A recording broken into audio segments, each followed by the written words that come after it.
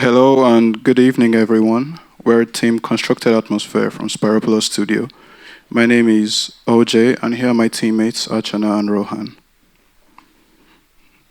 Our interpretation of elemental was a combination of the four universal elements, their interrelationships, and how they cooperate to sustain life. From all these studies, we discovered the meeting point for explorations is light. So we began to study light as phenomenon. Light has been used to mark different aspects of human civilization. It has been a cornerstone of human existence, shaping our understanding of the world and influencing every aspect of life. Across civilizations, it has served more than a physical phenomena. It's a symbol of energy, hope, a means for orientation. Our research aims to instrumentalize light as space.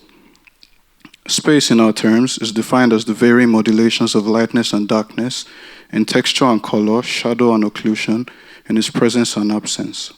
All light is space, and all space is light. Our exploration of designing with light has been influenced so far by a taxonomy of natural and artificial references. Light can act as a boundary, an interplay of agents, a means of foregrounding information, a carrier of energy, and the light itself is durational. Here are some of our references. Traditionally, light has been defined as something that illuminates a surface it hits, but that defines the surface, not the light itself. If we consider the light as the inverse of its traditional definition and interpret light as the medium itself, our architecture is light and our atmosphere is the interface. We were inspired by this quote by Yves Klein stating, through the idea of atmosphere, architecture is not in the space, but is space. Similarly, we look at light not in the medium, but as the medium. An important reference for us is the blurred building that creates an artificial cloud over a lake, challenging visitors' perceptions of space and form. The project dissolves architectural boundaries into fog, making the atmosphere itself its primary architectural experience. Similarly, we look at the light pillars as a natural optical phenomena caused due to natural and artificial sources of light generating a participatory natural environment. Our research is guided by the idea of using phenomena as technology and challenging the idea of architecture being tangible. We are adopting a hybrid approach between fixed structure consisting of the instruments of light and the ephemeral light. To understand the hybrid approach further is to understand the light pillars phenomena. The light pillars are formed due to the interaction of artificial light with ice crystals in the atmosphere. The optical illusion depends on the distance between the observer, the crystals, and the light source, as well as the size of the artificial light sources. Other natural phenomena that occur due to ice crystals of water in the atmosphere are rainbows, sundogs, sun halo, and crown flash. In an attempt to simulate light pillars, we began by simulating ice crystal growth using hexagonal Boolean automata, where the growth depends on the neighboring cells. Here then, the hexagonal ice crystals are distributed in a 3D environment with two artificial light sources. The crystals have a uniform distribution above the light source and at a distance twice from the source from the observer. For plate crystals, as the maximum tilt angle increases, the resulting pillar becomes taller, broader, and more diffused. The optical illusion is better observed at night.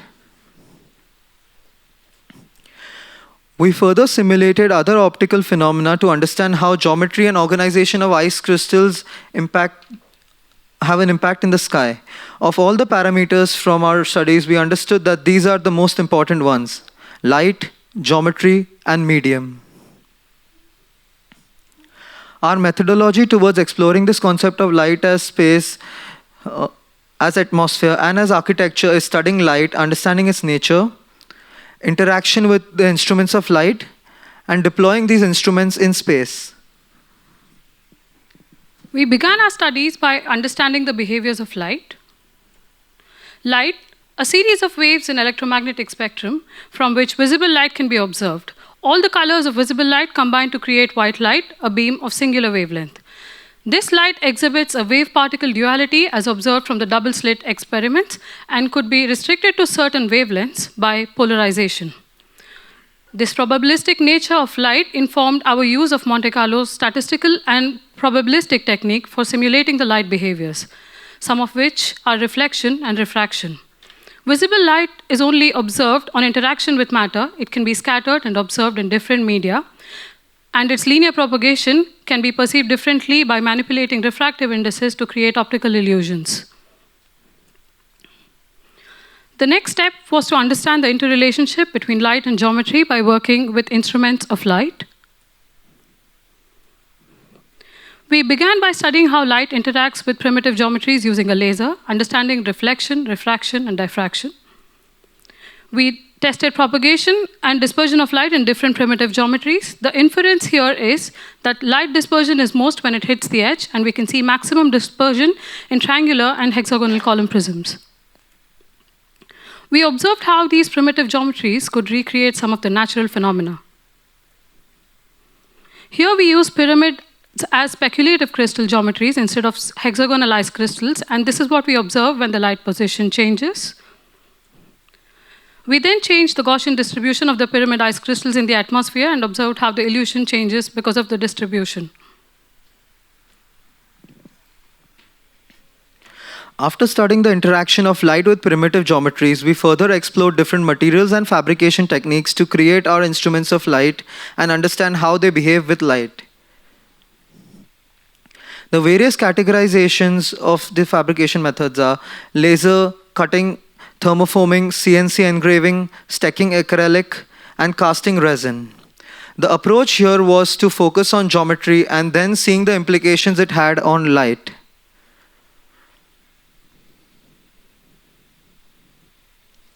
These are the studies of surface level engraving using laser to understand the interactions. Even if we look at the piece at the first glance, it is transparent, but when light passes through them, we can see the shadow due to surface manipulations. Here we observe the change in depth of surface level engraving changes the intensity of the shadow. The next exploration was thermoforming. We evenly heated acrylic sheets and placed them between positive and negative molds to achieve different curvatures. We then used laser to observe the total internal reflection and refraction in these geometries. The total internal reflection causes light to bounce multiple times, concentrating it into specific areas, which creates these dark and bright patches, causing caustic patterns to appear. These are a few of our explorations with different curvatures and their caustic patterns. To further understand caustics, we simulated it in a glass sphere with light blockers, to see how the light bounces are affected and how it generates different caustic patterns. We observed that the key parameters here are light position and the radius of curvature. Then we began to explore caustics engineering, which is a target-based approach, but was important for us to understand and work with caustics. Here we have worked with an open source software developed by Matt Ferraro from MIT, written in Julia, that works on the Poisson equation to generate surface undulations by mapping the dark and light patches in an image. We converted this into a 3D file and CNC'd it on acrylic to create a lens.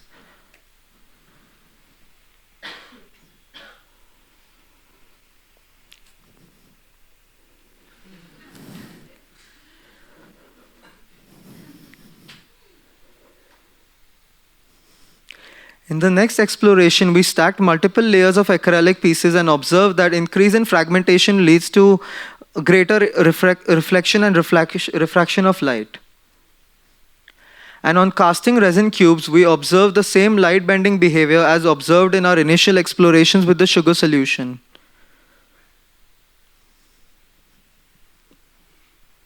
In our study of geometry and light, it was crucial for us to understand natural crystal geometry formations, as they're responsible for creating these illusions in space. So we studied crystallization, and here we studied sugar, alum, and monoammonium phosphate crystals, which all have different geometrical lattices, and their geometry helps them to disperse light very differently. Here we control the growth of alum crystals in a way which it disperses light in space. And here the majority of crystals undergo total internal reflection of light because of density of crystals on the surface. From our studies of light instruments, we observed how the behavior of light changes through caustics, by dispersion and fragmentation. Then the next step for us was to explore the concept of light as space, and our methodology was a series of setups and installations to animate light in space and to explore this concept at different scales. So we explored 2-dimensional caustics, 3D prismatic elements, and 4-dimensional crystal setups. The solid light project by Anthony McCall hinted to us how volumetric light could create space. The space was totally independent of human interaction, but it facilitated participation. Then we began with the field experiments. In our field experiments, we worked with caustics as 2D setups. We decided to explore caustics through setups of hyperbolic paraboloids. As from our previous studies, we observed that double curved surfaces create sharper caustics. We studied caustics by making different arrangements and aggregations of the double curved surfaces to observe how light interacts with geometries and generates different patterns. These are a few of our prototypes.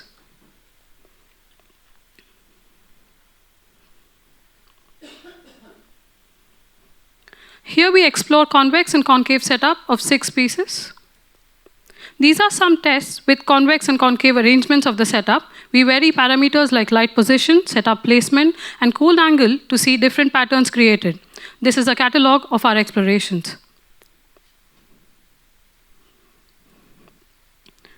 Next, we explored the triangular arrangements in concave and convex setups and proceeded with the convex setups as it demonstrated sharper caustics, and tested different cross-section lengths of the pieces, and we proceeded with the symmetrical cross-section ones. These are our multi-setups, and the single cluster tower has the sharpest caustics. This is a demonstration at a human scale.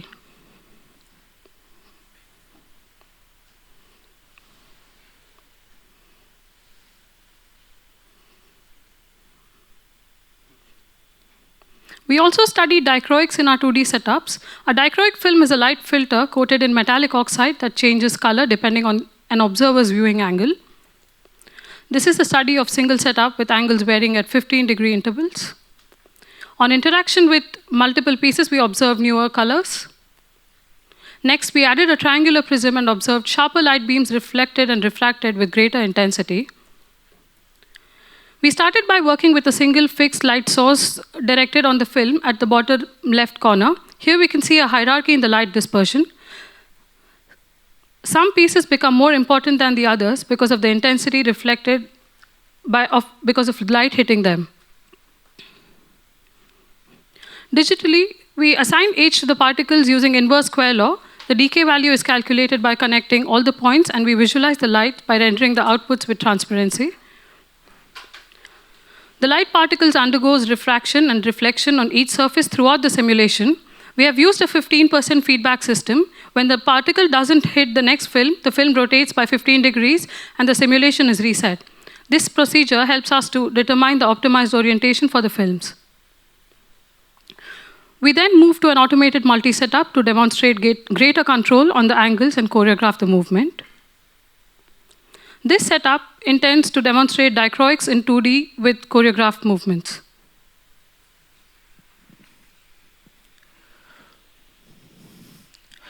This leads us to our 3D setups, that is the prismatics, dispersion using prisms. By varying parameters, we need to understand how different arrangements can create spatial qualities and demarcations.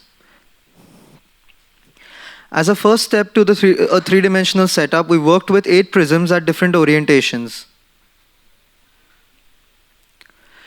This is a digital study of a physical prototype to understand how 8 prisms interact with a single spotlight in a haze environment in a room of 20 meters by 20 meters.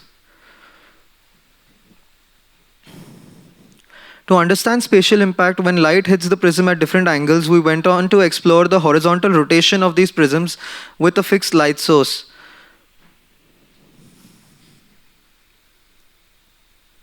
Then we moved on to angular rotations to see different color dispersions and different kind of demarcations in the space.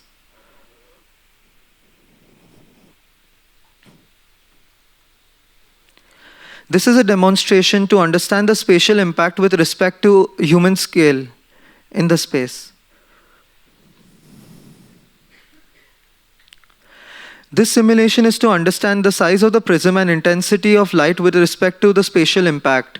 Here we have used the 80 centimeter long prism with a 25 centimeter cross section with a 5000 lumen spotlight.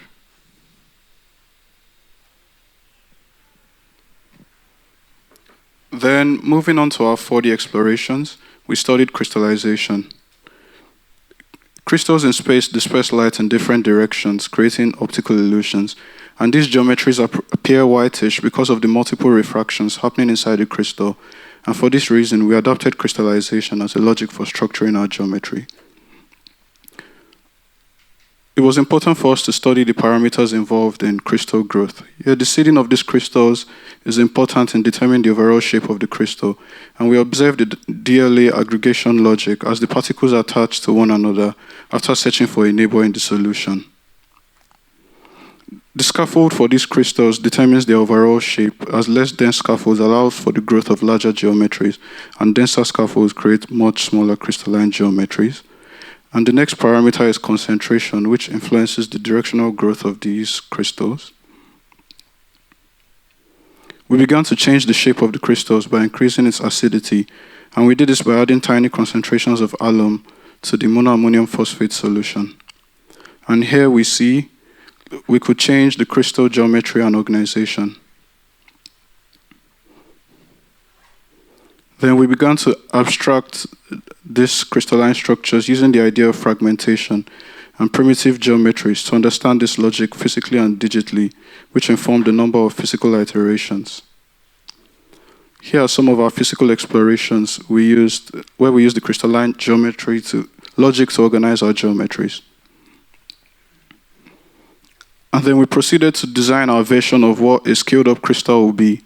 The aim was to design a single unit that will perform as an ice crystal in space by dispersing and scaling light. Oh shit. What happened? Is it good?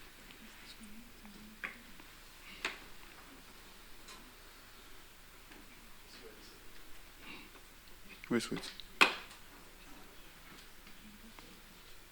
Good.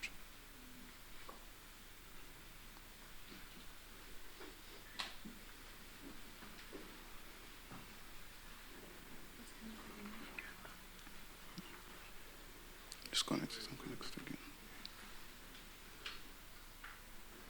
That's the HDMI.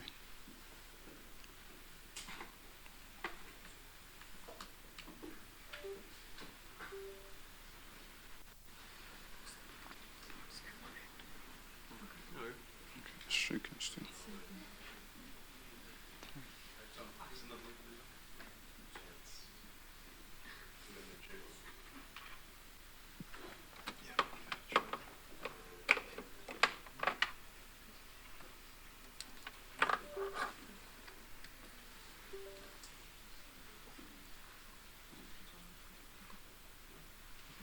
Okay. Thank you. Yeah. Okay. So we decided to design our version of what a crystal would be. And the aim was to design a single unit that will perform like a crystal in space. Did I show the previous slide? So this is how a single setup performs with fixed light source. And we used a haze environment as a medium for interfacing with the light.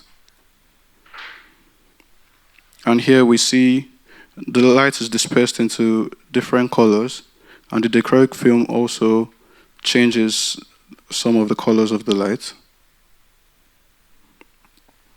And to summarize our research, we grew up a grid of light qualities, spatial types, environments, and control we're able to achieve throughout the process. Our research showcases the potential of various applications because of its ability to function at different scales. For the 3D scale, we designed a 3D prismacoic setup in a field condition. And here were some speculative field aggregations in daylight and fog environments. And two-dimensionally, for the patterning strategies, we also designed this prototype. And here we tested aggregations of these units in different environmental conditions.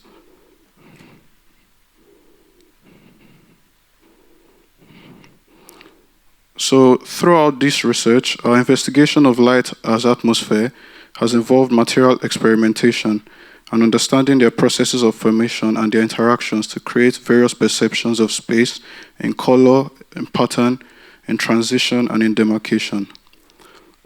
Given all these parameters, we can then construct atmospheres using light as a medium.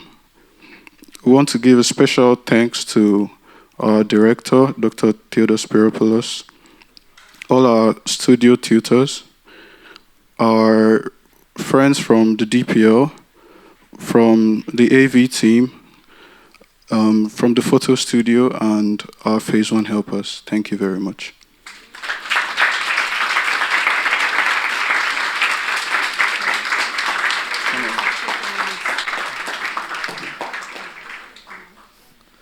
We'll just run you through our models now.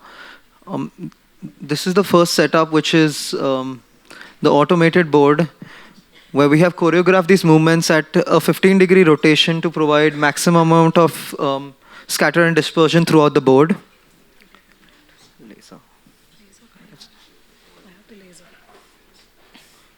These are the resin cubes that we casted and the light bending in them, which is similar to the sugar solution. These are our caustics engineering lenses. This is a dichroic arrangement that we tried for spatializing the 2D dichroic setups. These are the stacked acrylic sheets. Here are the thermoformed and engraving lenses. And this is our scaled up version of the crystal, which is our prismachroic setup, which is a combination of prisms with our dichroic studies. This is one of the vertical aggregations of the dichroic arrangement. This central model is the one that is designed as per the crystallization organizational logic. This is a field condition of these units. And these are few of our crystal studies where we have varied the concentrations and achieved different geometries and organization strategies.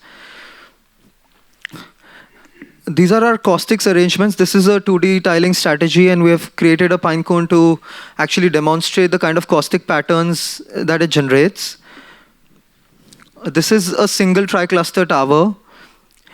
These aggregations are the ones that we derived from the crystalline logic, and this is the crystal that we have grown. Sorry. This is the crystal that we have grown on a scaffold, the alum crystal. These are our few explorations by changing the kind of mesh and growing the alum crystals to manipulate the geometry and organization. And these are few of our last caustic models. Thank you.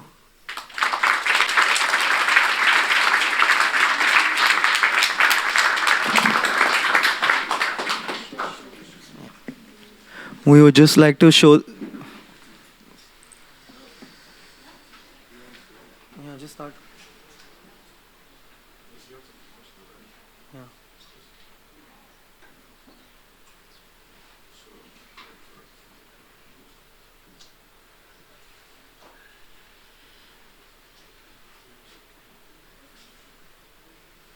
You're becoming the light. Let's open it up for conversation. Thank you. I have been given the microphone, so I guess it's my turn. I am very impressed. Very, very, very impressed. Wow. I think this notion of structuring space through light and space being light and light being space is like, cannot be more true in your research. And you've demonstrated it. I like very much the fact that that you have done so much research, because it's because of the precision and because of the thoroughness and the scientific principles that your project stands strong, no matter what you make of it, because it's so grounded. So it is beautiful, amazing, and I think, well, after seeing the metaverse project and this one, it's just incredible the kind of relationships between one and the other that are possible to imagine, because this is in many ways feels like a virtual space, but it is ultimately controlled with physics and with real materiality, and I find that an incredible connection between the two. And well, I think this is really new stuff. I think it's pushing the boundary of the physics into the virtual, and I think it's a wonderful, wonderful relationship between these two studios, if I may say. Well, I think this is working. Yeah. I agree. I think the research is really beautiful research, the way, and very fresh as well. The challenge to create spatial structures through light, and I think you develop a very thorough and very controlled way of exploring this. I think the variations, the outcomes that you start getting from all of the prototypes, the variations become really spectacular and well controlled. And I think the moment where I saw you were gaining more and more control of what you were achieving, maybe I just wanted more, right? Wanted to see if this could scale up and really, like the lights you saw on the city, that it could really become a signal of spatial interaction, that you will become more than just projections on the wall and on the floor, right? So maybe it was so beautiful, maybe my imagination just went far, far ahead, right? And when you didn't come to that point, you know, I was a bit like, oh, where is that, right? Where is that space that you can really move around and really feel that you are surrounded by light structures, by light columns, that you get a sense of boundary. Again, like if you were in a virtual space, but it's actually been all defined by light and the change, you know.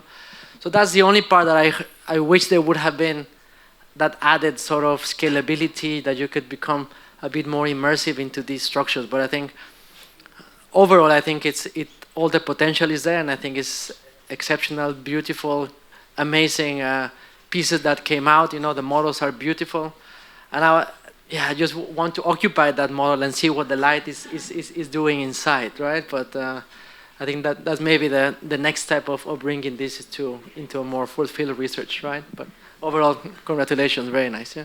I'm going to say one more thing, because if you go to the Sagrada Familia in Barcelona, at the golden hour, is exactly this feeling, and it's so amazing. I think that if you would think about the window, colored windows in a more three-dimensional way, it would be a radical concept for activating a space like that. So just with the right orientation. So it can be incredibly spacious. And that's exactly what I was expecting to see, right? That you would use this control of light, refractions, curvature to really zooming into one space, and you can really feel the light surrounding you. And I think that just the scale aspect of it, you know, which I believe it. I think it can happen. Just it's a shame that we didn't see it. Yeah.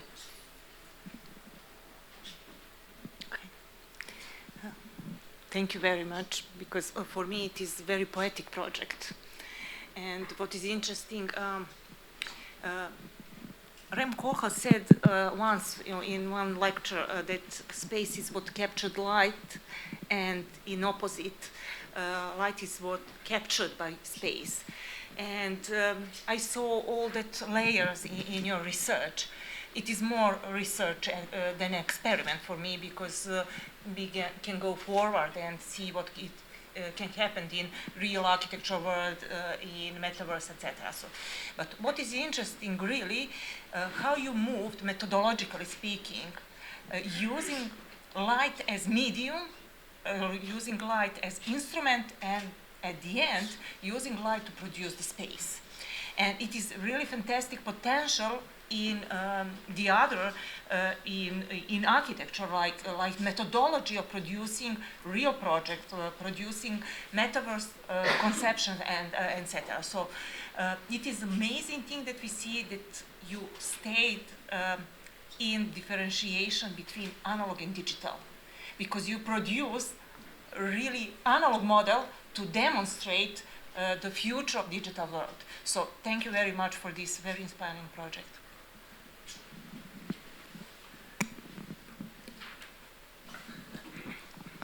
Wonderful presentation and great exploration of the potentials of light.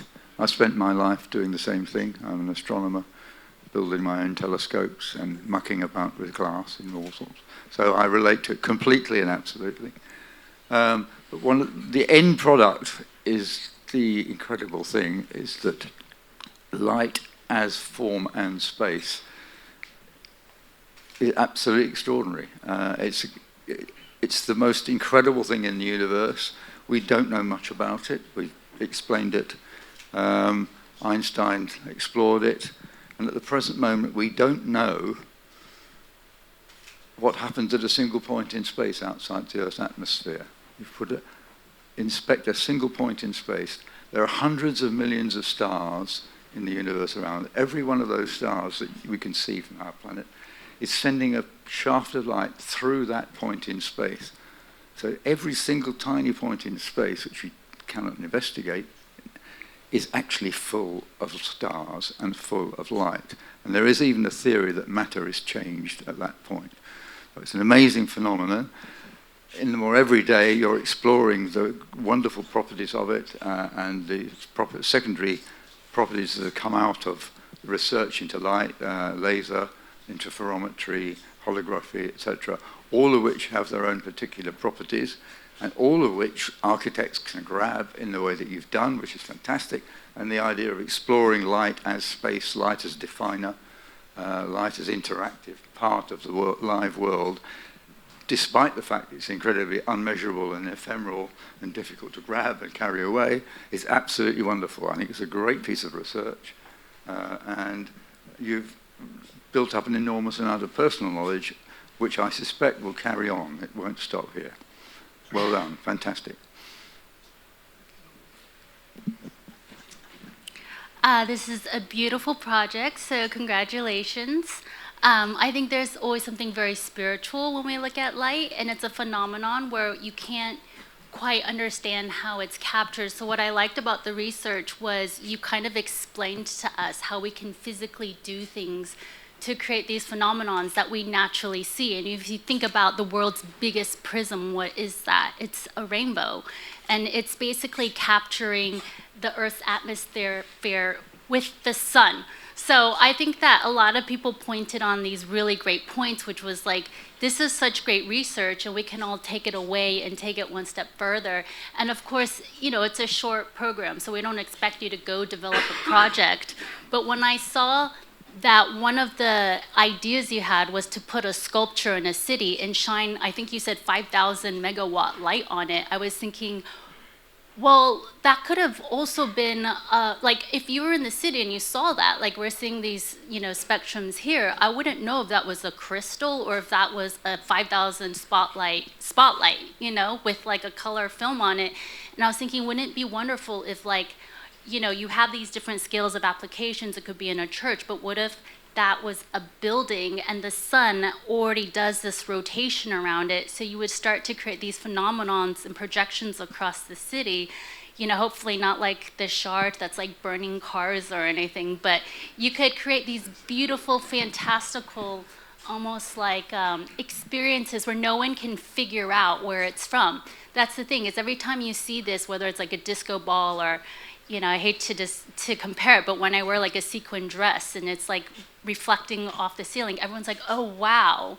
And it's really nice because it is creating an experience. And that's what we aim to do, is give people, you know, a spatial experience, whether a phenomenon or like, you know, a spiritual feeling. And I think that's what's really beautiful and ephemeral about it. But yeah, I think it's great research for us all to take into the next application, and a sustainable way would be to use the sun. It's hard to add more to that. What I'm most fascinated by is the aspect of time. The fact that you had this very small moment in the presentation where you showed a simulation of a facade where the sun during the day, and it's not just the 12 hours, but it's also the winter sun and the summer sun and the different heights, and so that added relationship to space through light, I think, is extremely valuable and beautiful, and it's a beautiful piece of work. Thank you. Wow, yeah, beautiful, and interesting. But we in fact do usually expect the project coming out. So, by the way, I like the connection with the metaverse you see. I see it in all of the Theo projects usually. I don't know why. Maybe I have my lens, my perspective on things. But here's the thing where this you can simulate it digitally, which is in itself a huge feat. Not only the physical generation, but the digital simulation, and that could connect. One of the things which connect seamlessly when you simulate these things, and it could be a space where the similar effects occur and interacted, and this minimalism of generating these effects, and they could be crossing that boundary smoothly and easily. I love that part. And the instrumentalization, I mean, there's a particular forms of geometry you have. These are, and I love mostly this video is coming up right here, these kind of holographic, actually ruled surfaces, Naum Gabo style things. And that's also, I mean, there's a geometry to this, which is ruled surfaces, or straight lines, and there's a certain dynamic to this. The caustics, all of that is still based on straight line geometries. And I think that it has its own character and limitations. So it creates a certain world, and maybe it's one of several worlds. And I do think that this kind of logic and how it and the kind of space it organizes interesting, and would have to start thinking what kind of space, how am I in that space, how is space reacting to an event, how it announces events. Also that aspect of phenomenology I've been thinking about. Of course, light is a huge part of this. Light and shadow generation, but also what you said, the color you see depends, different people seeing different colors, because from different perspectives you see different colors. Similar to these Morey effects, and you saw the Morey effects you can generate in space, in virtual, you can simulate it, and there's this kind of observer perspective aspect coming in strongly, which we don't only reflect, so it's not only physics, it's interaction with observer positions and phenomenology, also how you interpret this, because the gestalts which emerge and disappear. I mean, it's fascinating, and I feel so, but this remains in the world, of course, of media and exploring, and I'm glad you bring in the figure.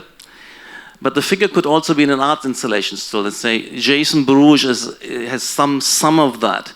He's done many things, but he's one piece of installation which is very similar and interesting. And I'm reflecting back, I'm mentioning Naum Gabo, Anton Pevsner, and then the 60s op art.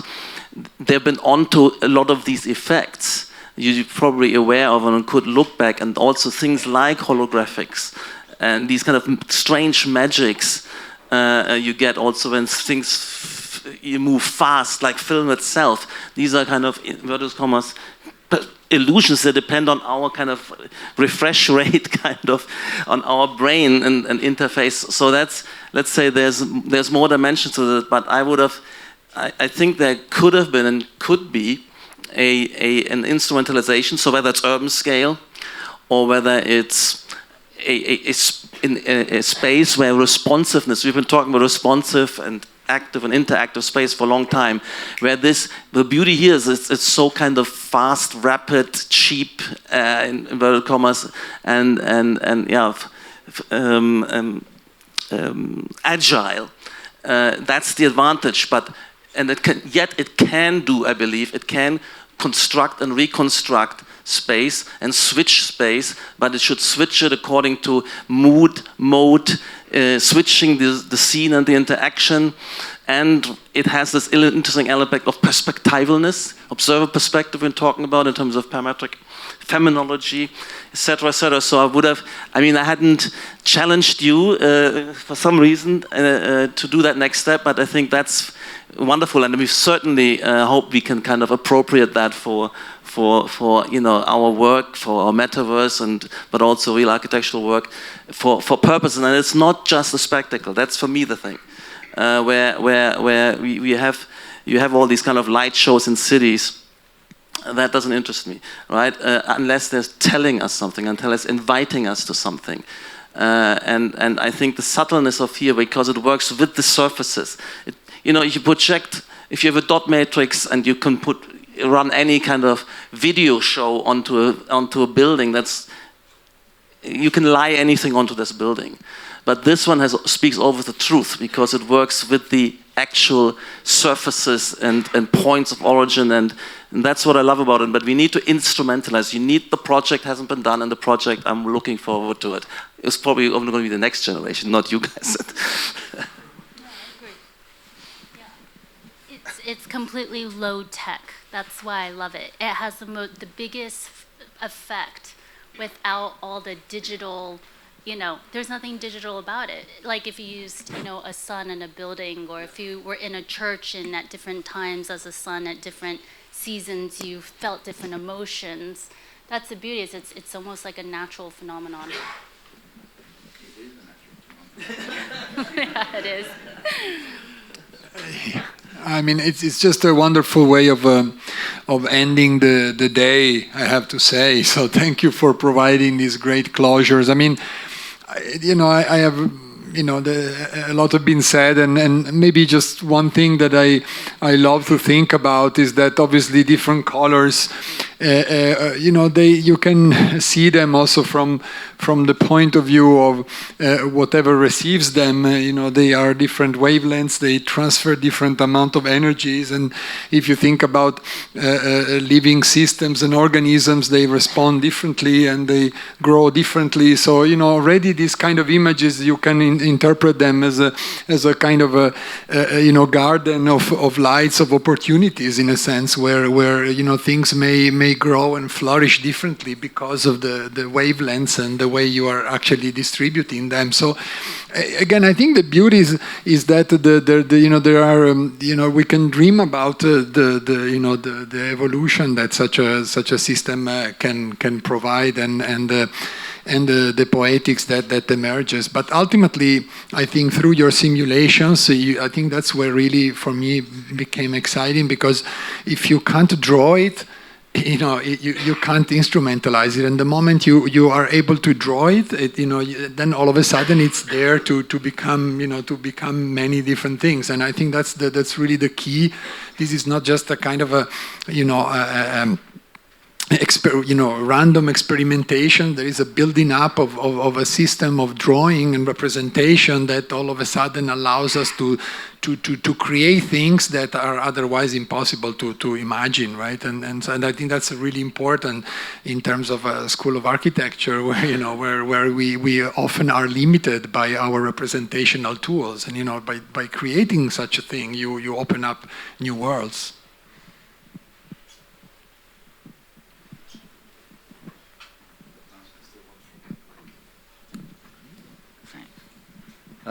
In order to move things forward, I think it may be worth exploring the work of Tom Mee, spelled M-E-E, who makes artificial fog. He makes artificial fog at various densities, and at the right density, you will be able to create three-dimensional worlds using light blades, which would be extraordinary. He's from California, and I first met him. He was crushing ball bearings with a special vise to try and make the gap between the bearings 14 microns. And at 14 microns, the particles that are emitted under a high-pressure water jet hang in the air, they don't fall. So they hang and drift as fog. He made a fortune in the California orange fields, protecting orange crops against the frost by laying pipes and creating fields full of fog, which would then condense on the oranges and give its latent heat of change of state to the oranges and keep them above freezing, which is amazing. But I think it's still made, and I think European companies that are producing various forms of artificial fog, and you could make the next step just as you were exploring, which is, I think that would be fantastic to explore that. little aside, sorry about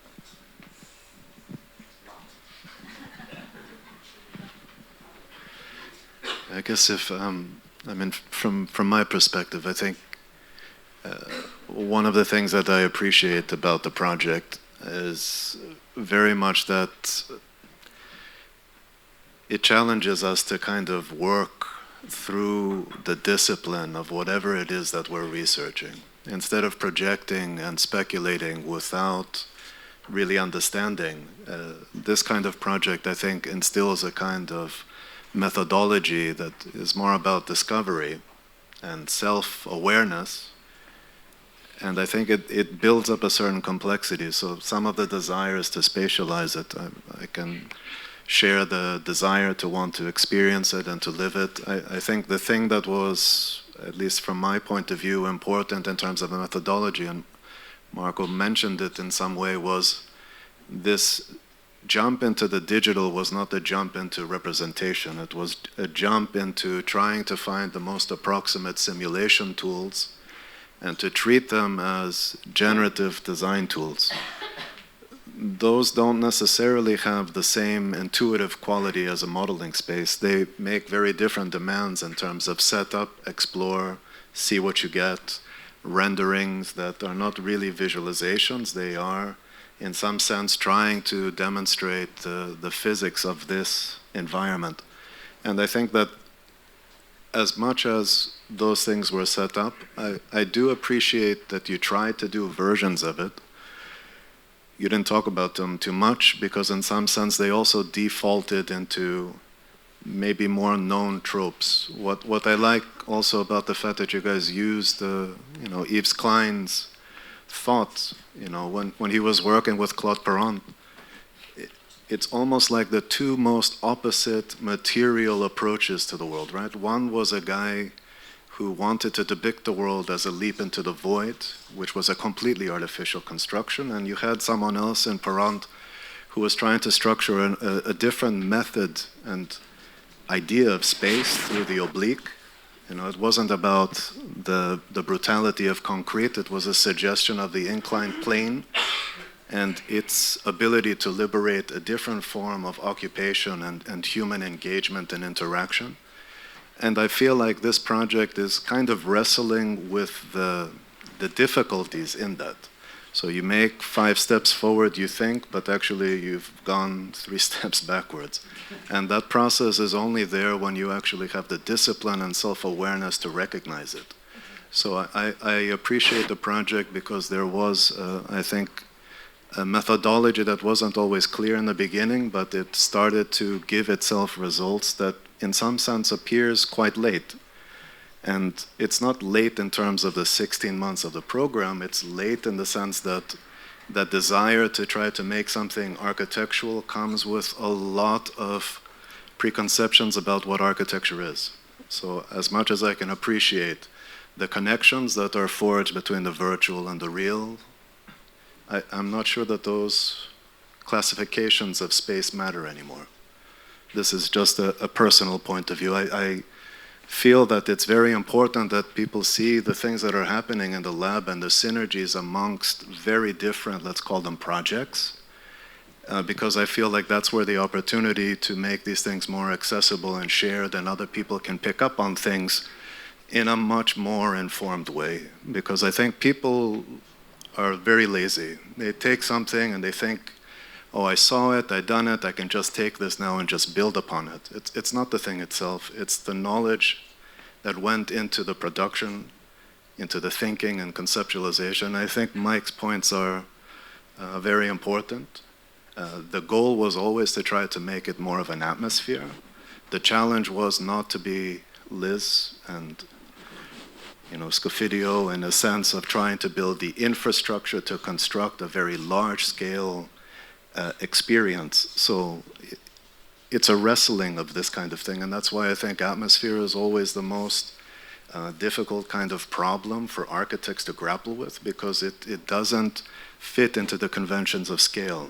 And that's where I think the quantum physics bit that I felt very strongly about, and obviously sometimes people question why that stuff is in an architecture school.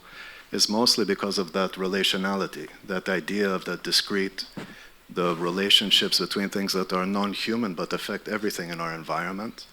And I think there is something in setting up a methodology from that point of view that I think in the end becomes very human, poetic. And Marta showed me a very beautiful photograph of her daughter in that space, occupying Sagrada Familia in a space that was really designed for her almost. It's a small light spectrum on the floor that's going to be there for maybe a couple of minutes. And that durational, latent kind of space, I think, is a quality about space that we never really talk about. We usually talk about the container. And what I like about this is it challenges the orthodoxy of that initial, let's call it, assumption of space. So I think it's a good way to end 2 days of presentations, because I think it's not an end, it's an opening up of different beginnings.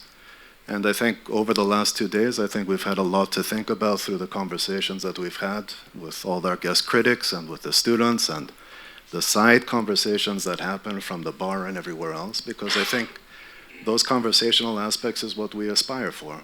It helps us kind of think about what's next.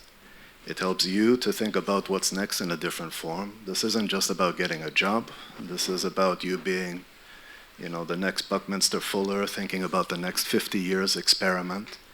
And I think that that's important, because at the end of the day, you're not going to find something out there. You're going to have to create that for yourselves, to create the space, the environment, I think, that is supportive as a community to kind of come together and to think about how do we actually work on these projects. These things don't come out of nowhere. They come through, I think, a lot of conversation, dialogue, but it's a commitment. And most of it is just trying to get you to just believe that you have access to these things. So I think that that's maybe like the unsaid truth into research, is the commitment to kind of explore and actually challenge our own individual orthodoxies. And that's why I do think the days have been very rich in the conversations, and the associations can be made. And they're being made by critics that I think have seen a lot of work, are invested in their own forms of research, practice, whatever that means. And I think you guys get the window into conversations that you could possibly have immediately after this. But for right now, I think we're going to bring this one to a conclusion. I'd like to thank all the critics and the students and the staff for their efforts, but the day is not finished. We have a keynote by Marta, who I had to... Who's here shaking? Who I had to inspire for her to share the great work that she does, and somebody that we have a profound respect for here. So I would encourage everybody to leave the space just so that we could set up lecture chairs here so that everybody can come back in and enjoy Marta's conversation with us through her own work. So thank you very much for the 2 days. And thanks for having me.